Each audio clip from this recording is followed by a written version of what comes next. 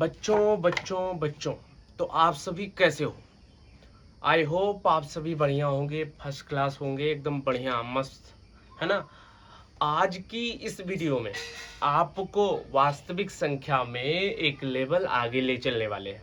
लेकिन इससे पहले वाली वीडियो में मैंने आपको कोई काम नहीं दिया था। आज कुछ काम दे रहा हूँ, आप वो काम नोट कर लीजिए। आप जो है कमेंट में उसे करके जो है सॉल्व करके हम लोगों को बताइएगा, हमको बताइएगा, है ना? एक है सवाल 17, 23, 29। इसका आपको क्या करना है, इसका एचसीएफ ज्ञात करके कमेंट में बताना है और एलसीएम ज्ञात करके कमेंट में बताना है, ठीक है? और फिर उसके बाद जो है एक सवाल है जो हम लोग अभी सॉल्व करने वाले हैं, ठीक? हाँ, और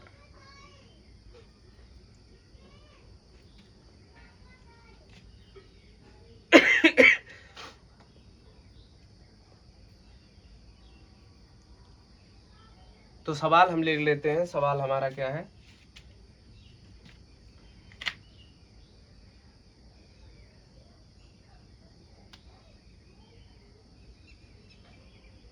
प्रश्न है, जांच कीजिए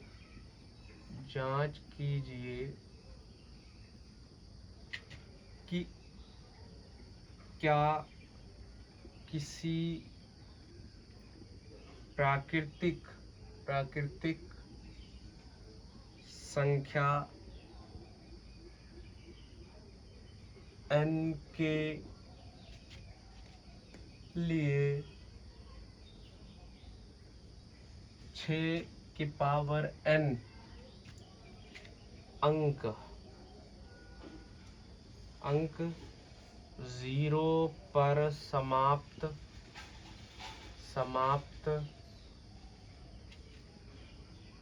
हो सकती है।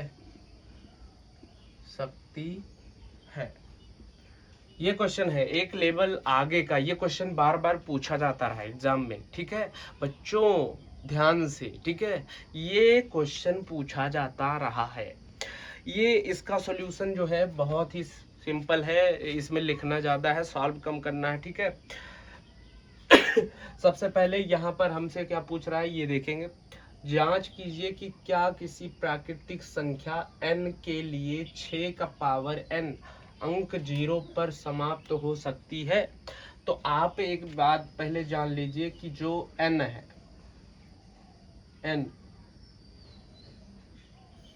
n जो प्राकृतिक संख्या जिसको बोलते हैं, n यानी प्राकृतिक संख्या, नेचुरल नंबर, ठीक है? n कहाँ से स्टार्ट होता है? हमेशा 1 से स्टार्ट होता है। 0 इसमें होता नहीं है, इन्वॉल्व नहीं होता है।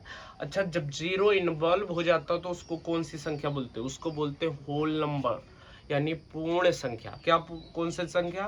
पूर्ण संख्या, ठीक है? अभी ये 1 से स्टार्ट होता है तो ये कौन सी संख्या है? ये है नेचुरल नंबर यानी प्राकृतिक संख्या, ठीक?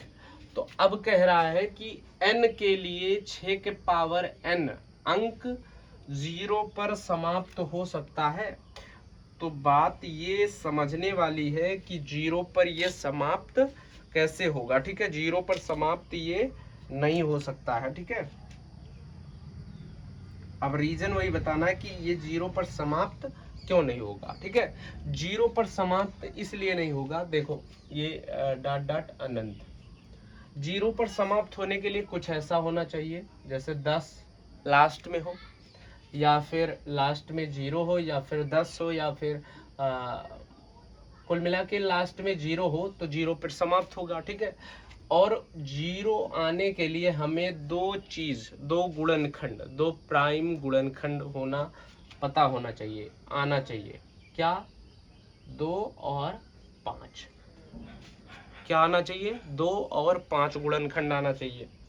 इसके बिना जो है 0 आएगा नहीं, ठीक है?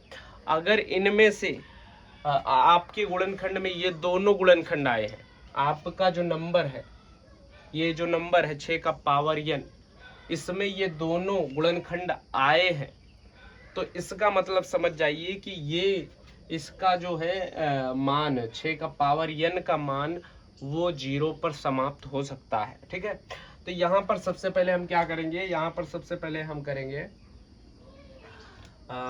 6 का पावर n का गुणनखंड। ठीक है, लेकिन उससे भी पहले हम करेंगे 6 का गुणनखंड। ठीक, जब 6 का गुणनखंड करेंगे तो क्या मिलेगा हमको, 2 गुणा 3 मिलेगा। ठीक है, अब इसलिए ये क्या है, 6 का पावर n का अभाज्य गुणनखंड, अभाज्य गुणनखंड है।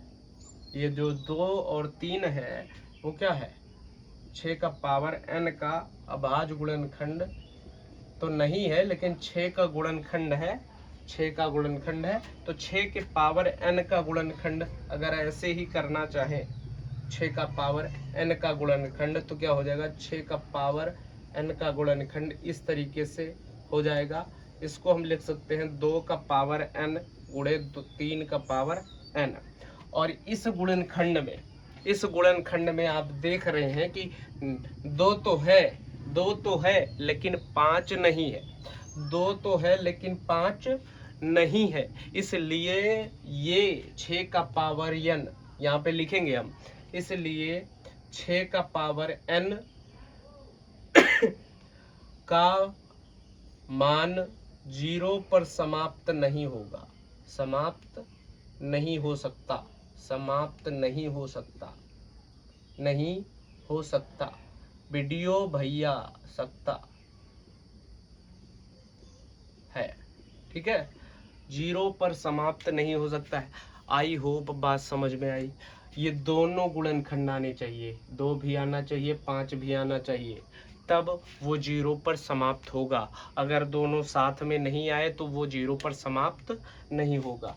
तो आई होप ये वीडियो तुमको पसंद आई होगी, और पसंद आई तो चैनल को सब्सक्राइब करके, लाइक करके, वीडियो को शेयर कर दीजिए अपने दोस्तों को।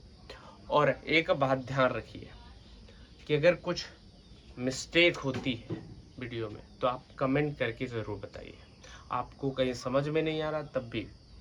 ठीक, जय हिंद।